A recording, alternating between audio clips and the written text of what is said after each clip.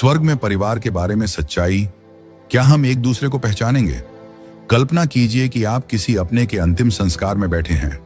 शायद माता पिता, भाई बहन, जीवन साथी या यहां तक कि अपने बच्चे के। आप लोगों को यह कहते सुनते हैं अब वे एक बेहतर स्थान पर हैं या एक दिन हम सब फिर से साथ होंगे। लेकिन अंदर ही अंदर एक सवाल उठता है, क्या यह सच है? क्या हम स्वर्ग में अपने प्रियजनों से फिर मिलेंगे? क्या हम उन्हें पहचान पाएंगे? क्या वे हमें याद रखेंगे? ये कुछ सबसे व्यक्तिगत और भावनात्मक प्रश्न हैं जो हम पूछ सकते हैं। और ईमानदारी से कहें तो यह सिर्फ जिज्ञासा नहीं है, यह व्यक्तिगत है। हमें उनकी याद आती है, हम उन्हें चाहते हैं और उन्हें फिर कभी ना देखने का विचार असहनीय लगता है। लेकिन यहां अच्छी खबर है, बाइबल हमें इस बारे में अंधकार में नहीं छोड़ती। अपने प्रेम और बुद्धि में परमेश्वर ने हमें मृत्यु के बाद क्या होता है, स्वर्ग के बारे में और वहां हमारे रिश्ते कैसे होंगे, इस पर सच्चे उत्तर दिए हैं। अब मैं जानता हूं कि इस विषय पर बहुत से विचार हैं, फिल्में, किताबें, यहां तक कि मृत्यु के नजदीक अनुभवों की व्यक्तिगत कहानियां। कुछ कहते हैं कि हम स्वर्गदूत बन जाते हैं, कुछ सुझाव देते हैं कि हम पृथ्वी की कोई बात याद नहीं रखेंगे, और कुछ तो यह तक कहते हैं कि हम ब्रह्मांडीय ऊर्जा में विलीन हो जाएंगे। लेकिन आज हम अटकलों के लिए नहीं आए हैं, हम यहां सच्चाई के लिए आए हैं। हम सीधे बाइबल की ओर जाएंगे, एकमात्र स्रोत जिस पर हम पूरी तरह भरोसा कर सकते हैं, और जो हम जानेंगे वह शायद आपको हैरान कर दे। इससे पहले कि हम आगे बढ़ें, मैं आपको तैयार कर देना चाहता हूं। बाइबल स्वर्ग और वहां के रिश्तों के बारे में जो कहती है वह शायद आपकी अब तक की मान्यताओं को चुनौती दे। यह शुरुआत में असहज भी लग सकता है, लेकिन यदि हम सच में परमेश्वर में विश्वास करते हैं तो हमें यह भी मानना होगा कि अनंत काल के लिए उसकी योजना हमारी कल्पना से कहीं अधिक महान है। क्या आप अपनी पूर्व धारणाओं को छोड़ने और यह सुनने के लिए तैयार हैं कि परमेश्वर वास्तव में क्या कहता है? अगर हां, तो आप सही स्थान पर हैं। इस वीडियो में हम जानेंगे मृत्यु के बाद हमारे साथ क्या होता है, क्या हम स्वर्ग में अपने प्रियजनों को पहचानेंगे और याद रखेंगे, अनंत काल में रिश्ते कैसे होंगे, जिन परिवारजनों ने उद्धार नहीं पाया उनका क्या होगा, और यह सच्चाई आज हमारे जीवन को कैसे बदलनी चाहिए। तो यदि आपने कभी किसी प्रिय को खोया है या यदि आप जानना चाहते हैं कि आपके भविष्य में क्या है, तो मेरे साथ बने रहिए। इस वीडियो के अंत तक आपको अनुमान लगाने की जरूरत नहीं होगी, क्योंकि परमेश्वर पहले ही हमें उत्तर दे चुका है। आइए शुरू करें। भाग 1, मृत्यु के बाद हमारे साथ क्या होता है।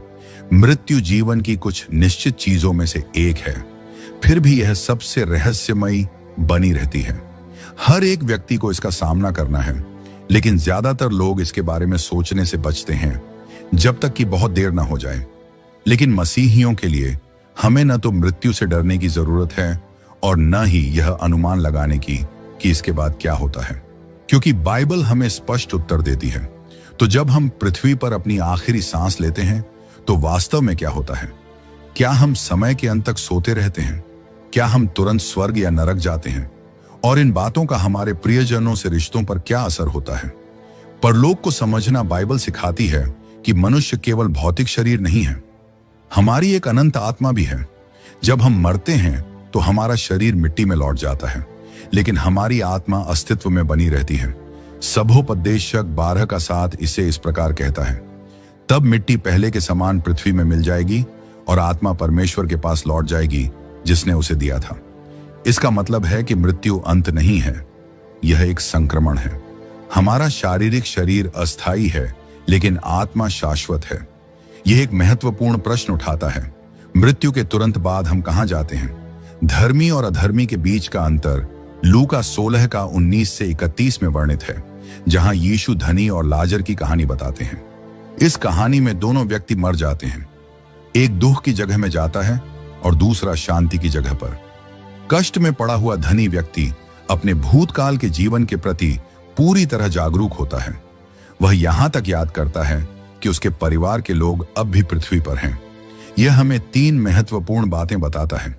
हम मृत्यु के बाद भी सचेत रहते हैं, हमें पृथ्वी पर अपने जीवन की याद रहती है, और उद्धार पाने वालों और खोए हुओं के बीच तुरंत विभाजन होता है। विश्वासियों के लिए बाइबल एक सुंदर प्रतिज्ञा देती है, 2 कुरिन्थियों 5:8 शरीर से अलग होना, प्रभु के साथ रहना है। इसका मतलब है कि जैसे ही एक विश्वासी यहां अंतिम सांस लेता है, वह तुरंत यीशु की उपस्थिति में होता है। न कोई प्रतीक्षा, न कोई भटकाव, न आत्मा की नींद। यदि आपके प्रिय ने मसीह को जाना था, तो जैसे ही उन्होंने यहां अपनी अंतिम सांस ली, वैसे ही उन्होंने स्वर्ग में अपनी पहली सांस ली।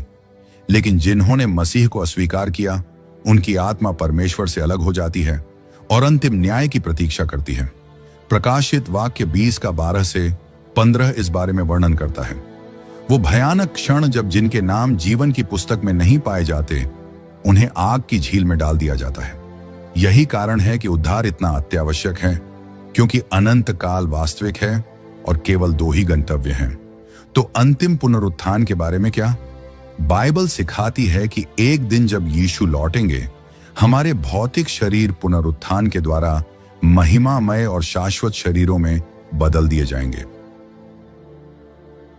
1 कुरिन्थियों 15:52 से 53 में लिखा है, उस क्षण शरीर और आत्मा फिर से एक हो जाएंगे और हम नए स्वर्ग और नई पृथ्वी में हमेशा के लिए जीवित रहेंगे। तो जब हम मरते हैं, तो हम तुरंत या तो स्वर्ग में या नरक में चले जाते हैं। लेकिन कहानी यहीं खत्म नहीं होती। परमेश्वर की योजना की अंतिम पूर्ति अभी भी आनी बाकी है। भाग 2, क्या हम स्वर्ग में अपने प्रियजनों को पहचानेंगे? यह स्वर्ग के बारे में पूछे जाने वाले सबसे आम प्रश्नों में से एक है। अगर हम वहां पहुंचते हैं, तो क्या हमें अपने माता पिता, भाई बहन, बच्चे और जीवन साथी याद रहेंगे? क्या हम उनके चेहरे पहचान पाएंगे? क्या हम उनके लिए वही प्रेम महसूस करेंगे जो हमने पृथ्वी पर किया? बाइबल में कोई एक सीधी आयत नहीं है जो कहे, हां, तुम स्वर्ग में अपने प्रियजनों को पहचानोगे। लेकिन जब हम अनेक पदों को साथ में देखते हैं, तो उत्तर बिल्कुल स्पष्ट हो जाता है। हां, बिल्कुल पहचानेंगे।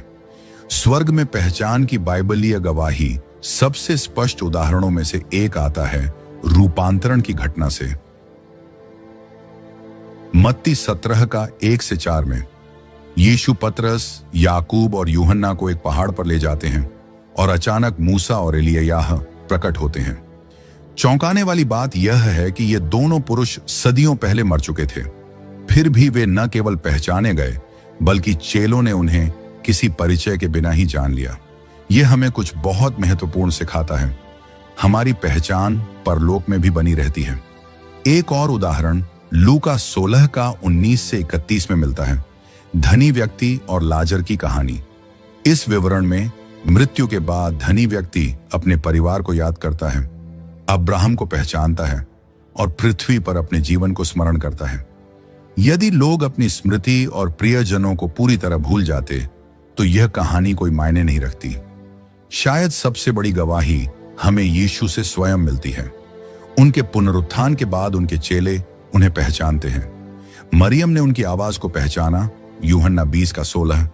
थॉमस ने उनके घावों को छुआ, यूहन्ना 20:27। और एम्माउस की राह पर चेले उन्हें रोटी तोड़ते समय पहचानते हैं, लूका 24:31। यह हमें क्या बताता है? हमारे पुनरुत्थित शरीर भिन्न होंगे, लेकिन हम फिर भी वही व्यक्ति होंगे। यीशु कोई भूत नहीं थे। वे पहचाने गए और हम भी पहचाने जाएंगे। वे पूरी तरह रूपांतरित थे, फिर भी वही यीशु बने रहे, महिमामय। यदि यीशु ने अपने पुनरुत्थान के बाद अपनी पहचान बनाए रखी, तो हम भी स्वर्ग में अपनी पहचान बनाए रखेंगे। स्वर्ग में रिश्तों का स्वरूप भिन्न होगा। अब एक सवाल उठता है, अगर हम एक दूसरे को पहचानेंगे, तो क्या हमारे पारिवारिक रिश्ते वैसे ही रहेंगे जैसे पृथ्वी पर थे? यहीं पर बात और भी रोचक हो जाती है। यीशु हमें इस पर एक महत्वपूर्ण अंतर्दृष्टि देते हैं। मत्ती 22:30 में वे कहते हैं, पुनरुत्थान में न तो विवाह होता है और न ही किसी को विवाह में दिया जाता है, बल्कि वे स्वर्ग के स्वर्गदूतों के समान होंगे। कुछ लोग इसे निराशाजनक मानते हैं, जैसे कि इसका मतलब हो कि हमें अपने प्रियजनों से कोई गहरा संबंध नहीं होगा। लेकिन ऐसा नहीं है। स्वर्ग में हमारे रिश्ते विवाह, जैविक संबंधों या पृथ्वी के संबंधों द्वारा परिभाषित नहीं होंगे, बल्कि हम एक सिद्ध परिवार होंगे, प्रेम में एकजुट, परमेश्वर की संतान के रूप में।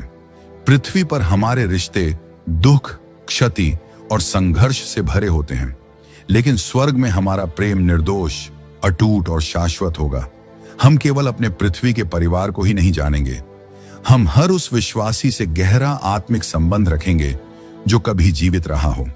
कल्पना कीजिए, न कोई गलत फहमी, न कोई टूटा हुआ रिश्ता, न कोई विदाई, केवल शुद्ध सिद्ध प्रेम परमेश्वर और एक दूसरे के लिए। तो हाँ, हम अपने प्रियजनों को पहचानेंगे और याद रखेंगे, लेकिन हमारा प्रेम उनके लिए उससे भी अधिक गहरा होगा, क्योंकि वह पाप, दुख और बिछड़ाव से मुक्त होगा। अब हम एक सबसे कठिन प्रश्न की ओर बढ़ते हैं। भाग 3, जो प्रियजन मसीह में विश्वास नहीं करते, उनका क्या? हमने स्वर्ग की सुंदरता और आशा की बात की, उन लोगों के लिए जो मसीह पर विश्वास करते हैं, लेकिन हम इस दिल को चीरने वाले प्रश्न को नजरअंदाज नहीं कर सकते। जो हमारे प्रियजन मसीह में विश्वास नहीं करते, उनका क्या होगा?